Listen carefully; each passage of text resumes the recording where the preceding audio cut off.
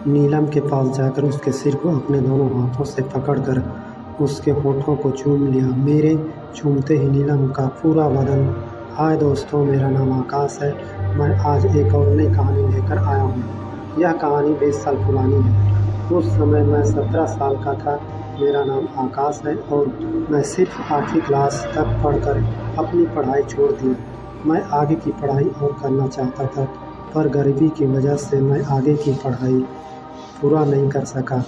मैंने अपने पिताजी से कहा कि मैं आगे और पढ़ना चाहता हूँ, तो मेरे पिताजी ने मुझे कहा, तुम्हें और पढ़ाने को मेरे पास रोटी कौड़ी नहीं है। जितना भी पढ़ लिया है वह तुम्हारे लिए बहुत है। तुमसे ज़्यादा पढ़े लिखे लोग गांव के गाय बकरियां चरा रहे हैं। मैं अपने पिताजी की बात सुनकर निराश हो गया और मन मार कर अपने घर के गाय बैल को चराने लगा। मेरे मोहल्ले में रामू नाम का मेरा एक हम उम्र का दोस्त था। रामू और मैं साथ मिलकर अपने अपने घर के गाय बैल को जंगल में ले जाकर चराते थे और शाम होते ही घर वापस ले आते थे। किसी दिन रामू के बदले उसकी बहन गाय बैल चराने आ जाती थी। उसके बहन का नाम नीलम है। वह मुझसे 2 साल छोटी होगी। नीलम ऊंचे कद की बेहद ही खूबसूरत लड़की थी। हम दोनों गाय बैलों को बहुत दिनों तक साथ में चराए थे। आज तक उसे देखकर मेरे मन में कोई भी गंदा ख्याल नहीं आया था। हम दोनों में बातें बहुत ही कम होता था। जब ज़रूरत होता तभी हम एक दूसरे से बातें करते थे। उसके बाद फिर हम दोनों में खामोशी छाई रहती थी। अब मेरे साथ रामू गाय चराने जाने लगा। गाय बैल तो जंगल में बिंदास होकर चरा करते थे और जंगल से बाहर ही नहीं निकलते। हमारा समय जल्दी से नहीं कटता था। हम बैठे बैठे बोर होने लगते थे। उस समय हमारे पास टाइम पास करने के लिए कुछ भी नहीं था। हमारे गांव के कुछ ही दूरी पर एक छोटा सा शहर था। मैं एक दिन शाम को शहर गया। वहां से मैं किताबों की दुकान से मैं बहुत सारी कहानी की पुस्तकें खरीद कर घर ले आया। घर आकर मैं रात को एक पुस्तक को खोलकर पढ़ने लगा। उस पुस्तक में कई किस्म की कहानियाँ थीं। मुझे उन कहानियों को पढ़कर अच्छा लगा। सुबह जब मैं गाय बैल चराने गया तो 3-4 पुस्तकें को अपने साथ लेकर चला गया, ये सोचकर कि पुस्तकें पढ़कर कुछ टाइम पास हो जाएगा। मेरे हाथों में पुस्तक देखकर मेरा दोस्त रामू ने एक पुस्तक को मेरे हाथ से लेकर एक जगह बैठकर उसके पन्नों को पलट पलट कर बड़े ध्यान से पढ़ने लगा। रामू पुस्तक पढ़ने में इतना मगन हो गया, मुझसे बातें करना भूल गया। उसे पुस्तकों में खोया देख मैं पुस्तक खोलकर कहानियाँ पढ़ने लगा। मुझे अवैध संबंध की कहानियाँ पढ़ने में बहुत मज़ा आता था, क्योंकि वैसी कहानी पढ़ते समय मेरे पूरे शरीर में एक अजीब सा रोमांच भर जाता था और मेरा रोम रोम सिहर उठता। अब अश्लील कहानियाँ पढ़ने में मेरा मन भागने लगा था। मैं कहानियों में पढ़ता था वैसा ही मेरा मन करने को मचलने लगा। हम दोनों दोस्त को कहानी पढ़ने का बुरी तरह से लत लग चुका था। जब भी हमें मौका मिलता कहानियाँ पढ़ना शुरू कर देते थे। अब मैं नई नई कहानी की पुस्तकें खरीद कर लाने लगा। मैं पुस्तकें पढ़कर अपने दोस्त रामू को दे दिया करता था। फिर एक दिन रामू की बहन नीलम गाय बैल चराने के लिए आई। उस दिन उनके घर पर कुछ काम होने से रामू घर पर ही रुक गया।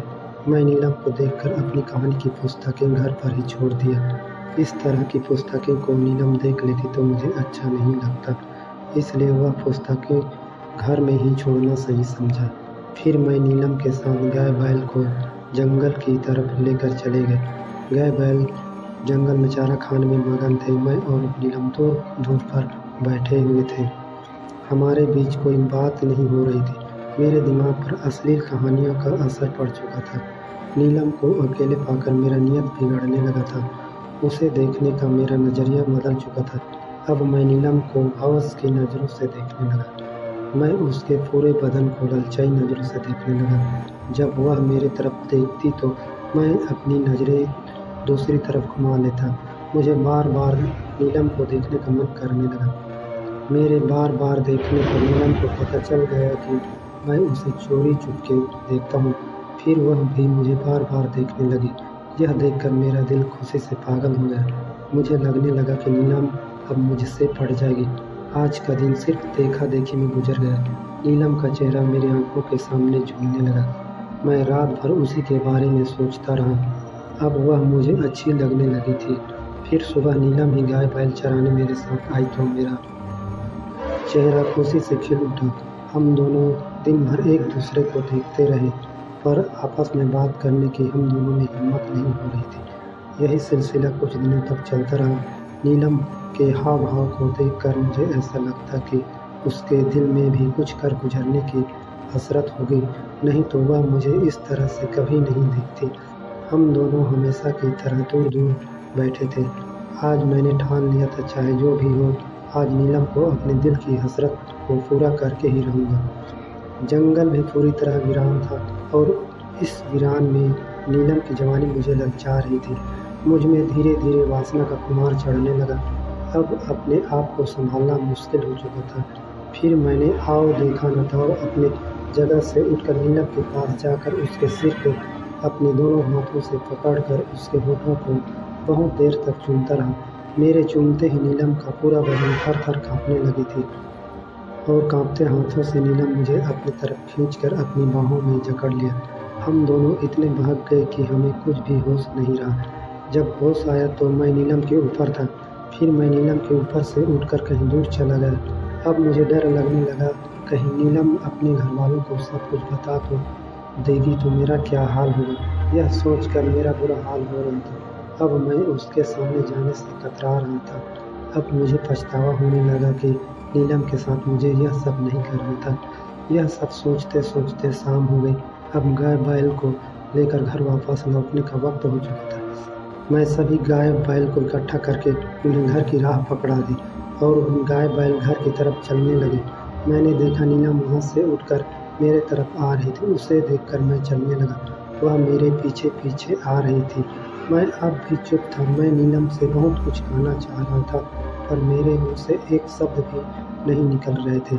मेरे जुबां पर आते आते अटक जाता। मुझे रात को नींद नहीं आ रहा था।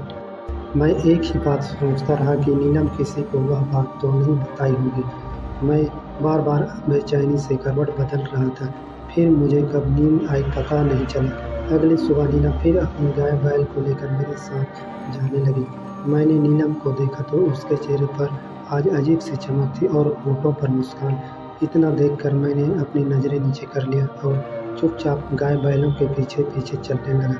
नीलम भी मेरे पीछे पीछे आ रही थी। जंगल पहुंचकर हम अलग अलग जगह पर बैठ गए। धीरे धीरे समय गुजरता गया। फिर नीलम अचानक मेरे पीछे से आकर मेरी पीठ से लिपट गई और मेरे गालों को बेतहाशा चूमने लगी।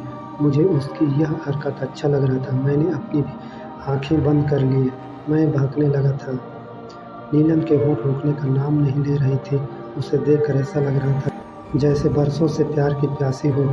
उसकी बेसब्री को देखकर मैं भी उसका साथ देने लगा। इस बार नीलम बहुत खुश लग रही थी। शायद वह पूरी तरह से संतुष्ट हो चुकी थी।